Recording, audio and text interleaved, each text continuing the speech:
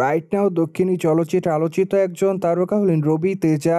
কেননা এই তারকা তার কেরিয়ারে অনেকগুলো চলচ্চিত্র উপহার দেন তিনি তার অনুরাগীদের।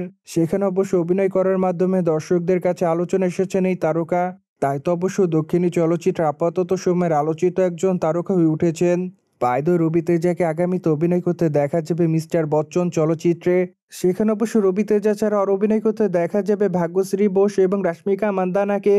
তাই তো অবশ্য আপাতত তাদের এই চলচ্চিত্রটির জন্য অপেক্ষায় আছে তাদের অনুরাগীরা। কেননা এই প্রথম এই তিন তারকাকে একসঙ্গে দেখবে তাদের অনুরাগীরা চলচ্চিত্রের পর্দায়।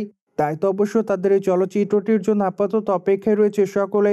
মোরওভার চলচ্চিত্রটি মেবি নভেম্বর মাসে মুক্তি পেতে পারে বলে জানা যায়। যদিও চলচ্চিত্রটি মুক্তি পেতে যেহেতু দেরি আছে, তবে তার আগে চলচ্চিত্রে নতুন একটি গান মুক্তি দিতে চান চলচ্চিত্র নির্মাতারা। মোরওভার গানটি অবশ্য জুলাই মাসের 8 তারিখে মুক্তি দেওয়া হবে বলে জানা যায়। তাই তো অবশ্য মিস্টার বচ্চন চলচ্চিত্রের প্রথম গানটি শোনার জন্য অপেক্ষায় রয়েছে সকলে।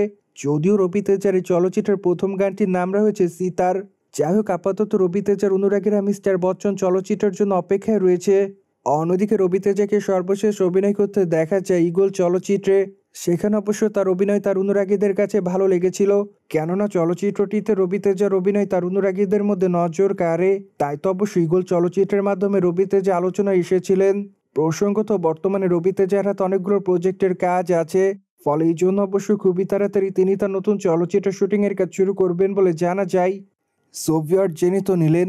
সাউথ ইন্ডিয়ান চলচ্চিত্রের তারকা মিস্টার বচ্চন চলচ্চিত্রের গান মুক্তি দেওয়া হবে চলিত মাসের 8 তারিখে। মোরওভার এই বিষয়টি নিয়ে কোনো মতামত থাকলে অবশ্যই কমেন্ট বক্সে জানাতে ভুলবেন না। সেই সাথে আমাদের চ্যানেলটিকে সাবস্ক্রাইব করে আমাদের সাথেই থাকুন আপকামিং আপডেট জানার জন্য।